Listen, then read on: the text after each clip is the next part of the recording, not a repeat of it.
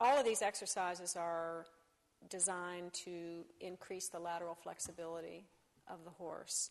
And if the horse is more flexible laterally, it also increases their longitudinal flexibility. So one of the easiest places to start is just standing on the ground and asking the horse to yield to the pressure of the rein as you turn his head in your direction toward where you're standing.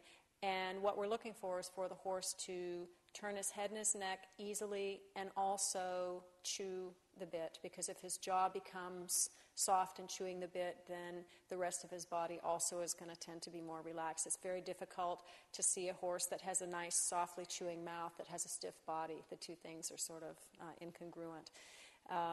So that's a great place to start, and you would be surprised because some horses, that's a major ordeal to get them to just simply turn their head to the left or to the right. One thing we agree on, whether we're riding Western or whether we're riding dressage or hunter-jumper, is that we want the horse to be flexible and pliable, and that makes them easier to ride and much more enjoyable to ride. And then you would also want to do that while you're mounted. And it's important that you put an elastic pressure on the rein, little giving and taking, massaging the rein, sort of like you're squeezing juice out of an orange, so that it's inviting for the horse to yield to that pressure.